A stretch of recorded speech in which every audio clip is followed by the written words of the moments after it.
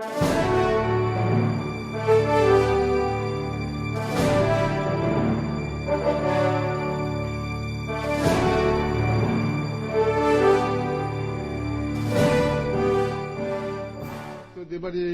the statements or remarks of the distinguished senator from Iloilo, Senator Miriam Defensor Santiago, we will take that under advisement.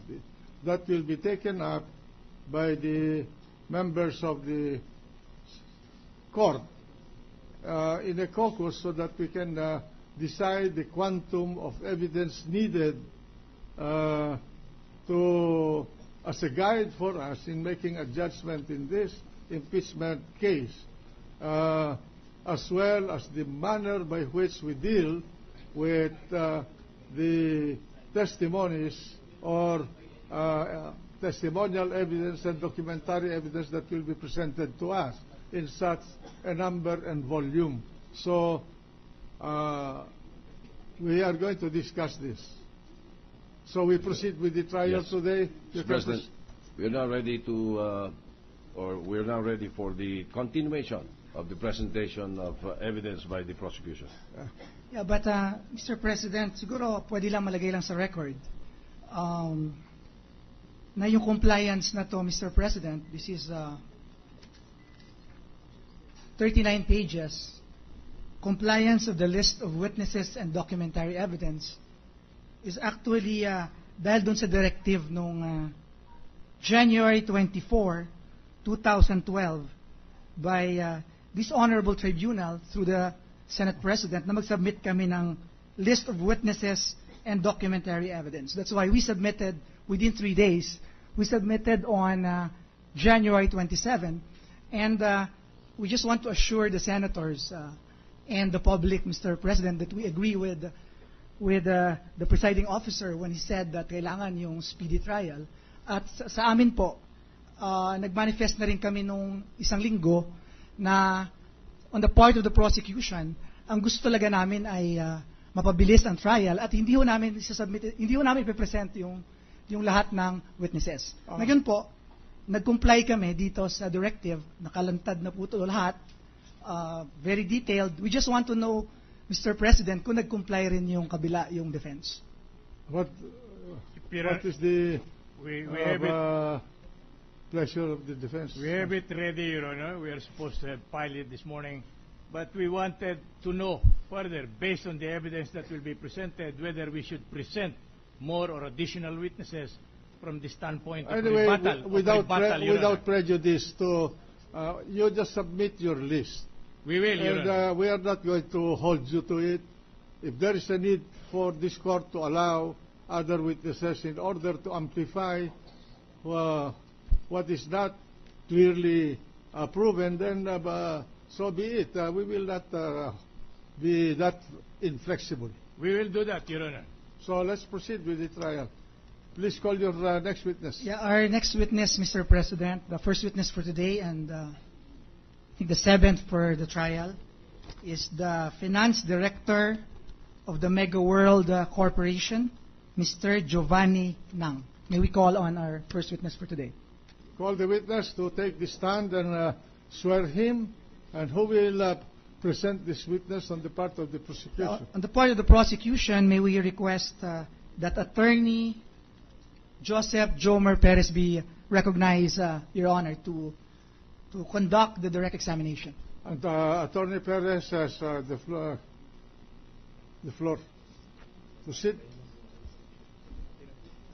Thank you, Your Honor. You are welcome.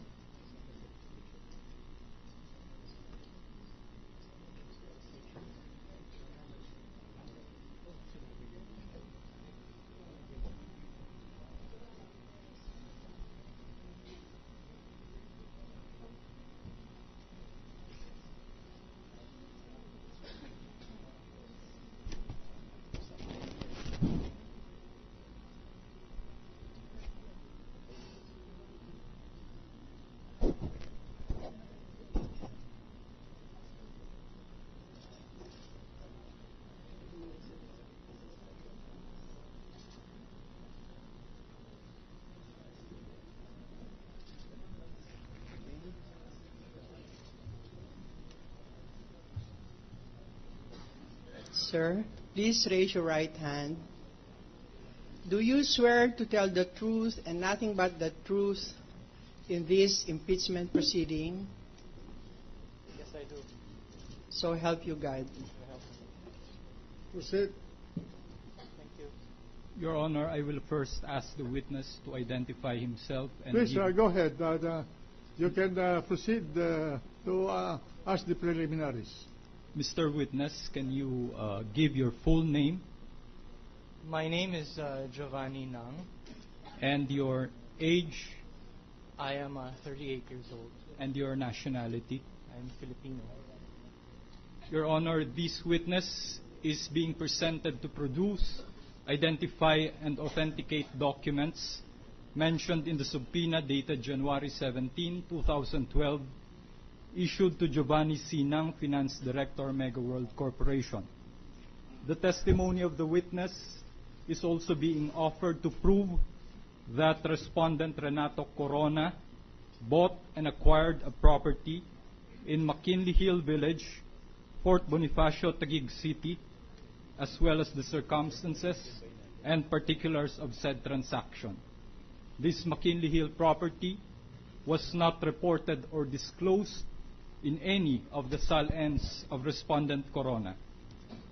The testimony of the witness is also being offered to prove that the spouses Renato Corona and Cristina Corona bought and acquired a penthouse unit with 3 parking slots in the Bellagio 1 condominium in 2009, as well as the circumstances and particulars of the said transaction and of the property subject thereof. This Bellagio penthouse was not reported or disclosed in Corona's SAL-N for 2009. In his SAL-N for 2010, Corona did not truthfully disclose this Bellagio penthouse. And also, Your Honor, for other related matters. May I proceed, Your Honor? If Your Honor, please. The gentleman, the defense counsel. Your Honor, please, if the testimony of the witness that will be listed apparently will deal with alleged unexplained wealth, then we will object, Your Honor, because this had already been the subject of the resolution of this honorable court. In any and all matters dealing or tending to prove illegally acquired wealth, the same is excluded, Your Honor, and the prosecution is debarred from presenting the same. Your Honor, may I respond? Counsel, just a minute. I never mentioned... just a I'm minute. sorry, Your Honor. Just a minute. Counsel for the defense. The court has just ruled that allegation paragraph 2.3 of Article 2 was authorized to be the subject of proof. So I will disallow your objection. Thank you, Your Honor. Thank you, Your Honor. Mr. Witness, what is your current occupation? I am the Finance Director of Mega World Corporation. And how long have you held said position? Well, I've been a Finance Director for probably around 7-8 years. Before that, what was your occupation? Before that, I was in investor relations for the same company. So when did you start working for Mega World Corporation? I've been with the company for probably around 16, 17 years. As Finance Director, what are your basic duties and responsibilities? As Finance Director, it is part of my responsibilities to allocate financial resources to support our construction efforts.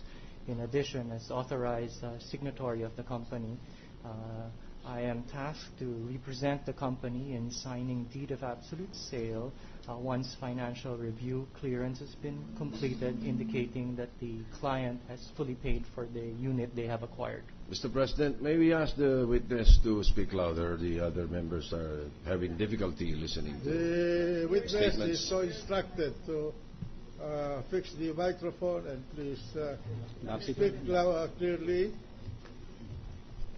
during the proceedings. Mr. Nang, there is on record a subpoena dated January 17, 2012, issued to Giovanni Sinang, Finance Director, Mega World Corporation. Did you receive the said subpoena? Yes, sir. Under the subpoena, you were required to bring the deed of absolute sale involving